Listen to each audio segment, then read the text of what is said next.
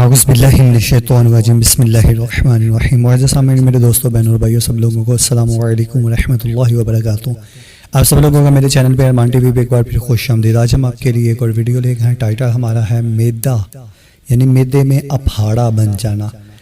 اس کی آپ کو چھوٹی سی وضاحت کروں گا، اس کا آپ کو علاج بتاؤں گا، طب نبوی سے آپ کو بھی اس کا علاج بتاؤں گا۔ تو ویڈیو کی طرف بڑھنے سے پہلے آپ میرے چینل کو سبسکرائب کر دیں اور گھنٹی کے بیل کو پریس کر دیں تاکہ میرے نئے آنے والی ویڈیو سب سے پہلے آپ کو ملے۔ پیٹ میں ہوا بھری رہنا بیماری نہیں بلکہ دوسری بیماریوں کی اہم علامت ہے، جیسا کہ ہوا نکلنے کی عادت سے بندہ سوڈا واٹر کی بوتلیں پینا، جلد کھانا، ٹھیک سے چبائے بغیر کھانا، کثرت سے پان کھانا، تمباکو اور نسوار کھانا، زیادہ مرچوں اور مسالوں والی غذائیں، مٹھائیاں کی کثرت، ذہنی اسباب اور تفکرات، صدمات اور ہر وقت ایک دوسرے سے جلنے رہنا کے اہم اسباب ہیں۔ ہوا نکلنے سے مراد ڈکار مارنا لیا ہے۔ منہ میں کثرت سے تھوک آنا، پتا کی سوزش، منہ کے رستے سانس لینے کی عادت، جن کے ناک کی سانس کی بیماریاں سے وجہ سے بند رہتے ہیں، یہ ان کے لیے منہ سے سانس لینے کی عادت جن کو ہوتی ہیں۔ ایسی دوائیوں کا استعمال جو آنتوں کی حرکات کو کم کر دیتی ہیں۔ ان بیماریوں کے علامات، ان بیماریوں کے حالات کے علاوہ انٹرویو میں خوراک کے زیادہ، یعنی کہ انسان کے اندر جو آنتریاں ہوتی ہیں ان میں خوراک کے زیادہ دیر قیام کا باعث بننے والی چیزیں یا غذائے چکنائیوں کی کثرت اور ٹھیک سے چبائے یا پکائے بغیر نشاستہ دار غذاؤں، شکرگندی، کھیرا، چاول کا استعمال، پرانی قبض اور اسہال، پرانی پیچش، جلاب کی دواؤں کا کثرت استعمال، پیٹ میں غذا کو ہضم کرنے والی خامر کی کمی، آنتوں میں سران پیدا کرنے والے جراثیم کی موجودگی ہے۔ جراثیم کش دوائیوں کا بار بار استعمال پیٹ میں ہوا بھرنے کا باعث بنتے ہیں۔ پیٹ میں ہوا رہنے کی شکایت کرنے والے حضرات یہ بیماری بدعادی سے حاصل کرنے والے، وہ اپنے پیٹ میں وقفہ دیے بغیر اندر کھاتے جاتے ہیں، یعنی کہ وقفہ دیے بغیر جو کچھ آئے اسے اندر ڈالے جاتے ہیں پیٹ میں۔ اس ہضم کرنے کے لیے ایک معقول عرصہ درکار ہوتا ہے، جس کی وجہ سے غذا پیٹ میں زیادہ دیر رہتی ہے، اس میں سران پیدا ہوتی ہے۔ پیٹ میں تیزابیت اگر زیادہ ہو تو تب بھی ہوا بڑھ جاتی ہے۔ ہم اپنی ویڈیو کو شارٹ کرتے ہیں، چلتے ہیں اور علاج کی طرف۔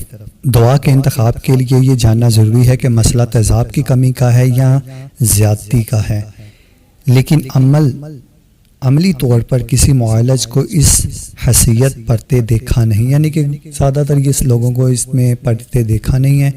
یونانی اطباء کا سریاح دوائیاں دیتے ہیں۔ ڈاکٹر تیزاب کو کم کرنے والی حیرت کی بات یہ ہے کہ دونوں کے اکثر مریض باقاعدہ فائدہ پاتے ہیں، یعنی کہ جو طب ڈاکٹر ہوتے ہیں وہ بھی دوائیاں دیتے ہیں تو اس سے بھی فائدہ ہوتا ہے۔ ڈاکٹر حضرات بھی جو میڈیسن دیتے ہیں تیزاب کو کم کرنے والی، اس سے بھی انسان کو فائدہ ہوتا ہے۔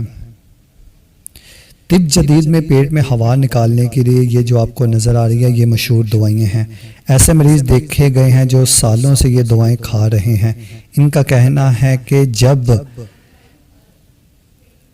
سمکو کی 2 گولیاں چبا لیتی ہوں تو جلن جاتی رہتی ہے اور پیٹ ہلکا ہو جاتا ہے۔ میرا یہ مشورہ ہے کہ آپ ڈاکٹر حضرات سے یا آپ میڈیسن کا پوچھیں تو آپ کو زیادہ علم ہوگا۔ ہم چلتے ہیں اب طب نبوی صلی اللہ علیہ وآلہ وسلم کی طرف۔ نبی کریم صلی اللہ علیہ وسلم نے جتنی دوائیوں کا ذکر فرمایا ہے ان میں سے ہر ایک اس بیماری میں مفید ہے۔ جلاب کے ذکر میں انہوں نے سنا ہے کہ ساتھ میں جس سنوت کا ذکر فرمایا ہے اسے محدثین نے سویا قرار دیا ہے۔ سویا پیٹ سے ہوا نکالنے میں اس حد تک مفید ہے کہ انگلستان کی وارڈ کمپنی 150 سال سے گرائپ واٹر کے نام سے بچوں کے پیٹ سے ہوا نکالنے والی دوائی میں کمائی کھا رہے ہیں، یعنی کہ دوائی بنا کر اسے پیسے کھا رہے ہیں، جس کو دنیا میں ہر ماں پسند کرتی ہے۔ گرائپ واٹر، سوڈا بائی کا رب، سوئے کا تیل، تھوڑی سی الکوہل اور گلوکوز کا مرکب ہے۔ جو میڈیسن میں نے آپ کو بتائی ہے نا اس میں یہ چیزیں ملائی جاتی ہیں۔ یہ آسان نسخہ کسی بھی ڈسپینسری میں تیار کیا جا سکتا ہے یا تیار ہو سکتا ہے۔ یہ سوئے کا عرق نکال کر اگر دیا جائے تو زیادہ مفید اور قابل اعتماد ہے، بلکہ پاکستانی دوائی ہمدرد کی نو نہال اس سے زیادہ مفید ہے۔ صبح اٹھ کر یا عصر کے وقت خالی پیٹ شہد پینے سے پیٹ کی جلن کم ہوتی ہے، ہوا نکل جاتی ہے۔ کھانے کے بعد 3 دانے خشک انجیر یا تازہ انجیر کھانے سے کھانا ہضم ہو جاتا ہے اور ہوا نکل جاتی ہے۔ رات سوتے وقت آدھا چمچ زیتون کا تیل آنتوں کی جلن دور کرنے کے ساتھ تیزاب کے عمل کو بھی ختم کر دیتا ہے۔ کھانا کھانے کے بعد کلونجی، کست، کاسنی، مرز بخوش، حلبہ میں سے کوئی بھی چیز 2 گرام تک کھا لینے سے ہوا بھی نکل جاتی ہے، اور وہاں اگر کوئی بیماری موجود ہو، یعنی کہ پیٹ میں یا معدے میں کوئی بیماری موجود ہو تو وہ بھی ٹھیک ہو جاتی ہے۔ ہم نے اکثر مریضوں کو یہ نسخہ دیا ہے: کست الجڑی 10 گرام، کلونجی 50 گرام، سوئے 2 گرام۔ ان تینوں چیزوں کو پیس کر شہد میں ملا کر معجون کی صورت میں تجویز کیا۔ اس مرکب کا پونا چمچ، یعنی کہ 1 چمچ سے تھوڑا کم، پونا چمچ پیٹ سے ہر قسم کی تذابیت کو، ہر قسم کی بیماری کو دور کر دیتا ہے۔ اگر آپ کو میری یہ ویڈیو اچھی لگی تو اس ویڈیو کو لائک، شیئر، کمنٹ ضرور کر دیں، میرے چینل کو سبسکرائب کر دیں، گھنٹی کے بیل کو پریس کر دیں تاکہ میری نئے آنے والی ویڈیو سب سے پہلے آپ کو ملے۔